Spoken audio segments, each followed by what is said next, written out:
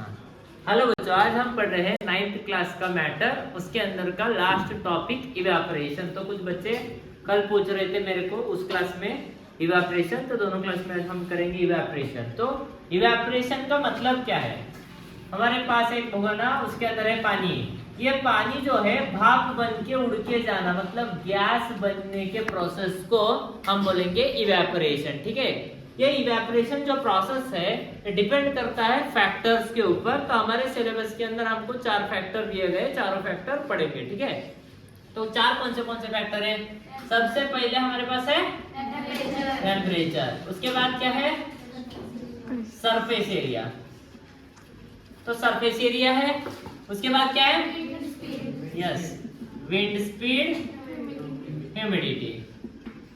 तो ह्यूमिडिटी, ठीक है। तो सबसे पहले टेम्परेचर पढ़ेंगे। जैसे हम पानी लिए, उसको गर्मी दिए, नीचे आग लगाए, जैसे ही आग लगाएंगे पानी क्या है? बॉईल होने लगेगा। बॉईल होने के बाद ये थोड़ी देर के बाद क्या होगा? वेपर्स बनने लगेंगे पानी के, तो ये गैस बनने लगा। जैसे जैसे टेम्परेचर बढ़ेगा, नीचे से गर्मी बढ़ाओगे तुम, इसको आग जैसे जैसे बढ़ाओगे वैसे वैसे ये ऑपरेशन का रेट भी बढ़ेगा। इसका मतलब ये है as temperature increases evaporation also increases, right. जैसे जैसे गर्मी बढ़ेगी वैसे वैसे इवेपोरेशन भी बढ़ेगा। तो ये पहला फैक्टर हो गया। दूसरा है सरफेस एरिया। तो सरफेस एरिया के लिए हमारे पास है पानी।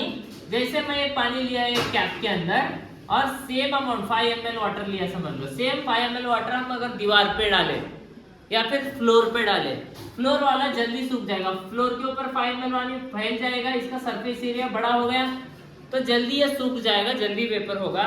और ये ढक्कन में का ये 24 घंटे भी रह सकता है, 1 दिन भी रह सकता है, 2 दिन भी, 3 दिन भी रह सकता है। ऐसे ये ऑपरेशन थोड़ा थोड़ा थोड़ा थोड़ा होगा, धीरे होगा। मतलब जैसे जैसे सरफेस एरिया बढ़ेगा इवेपोरेशन भी बढ़ेगा।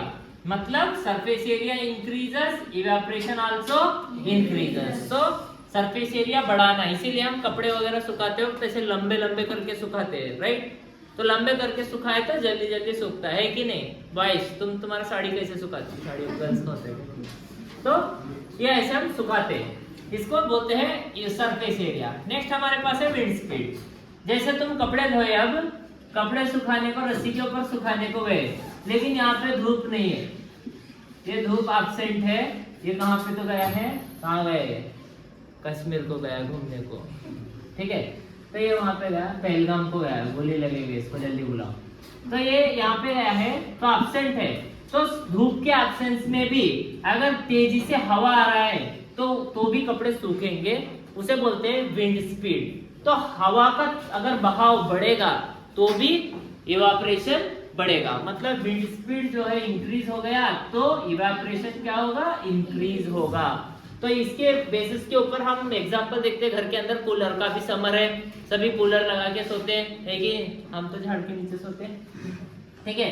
ये कूलर कैसे काम करता है? कूलर के अंदर एक होता है फैन, इसके नीचे होता है एक डब्बा, डब्बे में होता है पानी, इसके अंदर एक होता है मोटर। ये मोटर से पानी ऊपर आता है, फिर ये पानी जो है इससे नीचे टपकता है, इधर घास होता है, इसके पीछे भी घास होता है। तो जैसे जैसे पानी ऊपर से नीचे आते रहता है, तब ये फैन तेजी से घूमने से विंड स्पीड इसका ज्यादा है तो पानी को वेपर कर देता है, तो रूम के अंदर हमारे ठंडा हो जाता है। तो ये विंड स्पीड क्या करता है?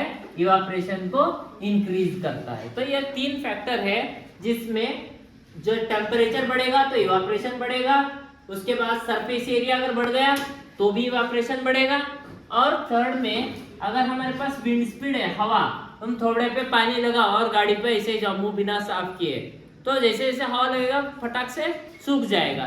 तो ये है विंड स्पीड। लास्ट हमारे पास है ह्यूमिडिटी। ह्यूमिडिटी का मतलब है हवा के अंदर नमी। समझ लो ये हवा आ रहा है इधर से, ये क्या आ रहा है? हवा आ रहा है, लेकिन हवा के अंदर क्या है? पानी के ड्रॉपलेट्स है। क्या है? पानी के ड्रॉपलेट्स है। कहाँ पे होता है? समंदर में, समंदर के पास, कोस्टल रीजन में, जहाँ पे पानी का सोर्स ज्यादा है वहां पे ह्यूमिडिटी ज्यादा होती है। ह्यूमिडिटी मतलब नमी। तो तुम अगर समझ लो तुम्हारे कपड़े सुखाए, ठीक है, ये कपड़े अगर तुम ऐसे सुखाए, इस धोने के बाद एक गीले रहते, इसके अंदर में पानी है, राइट।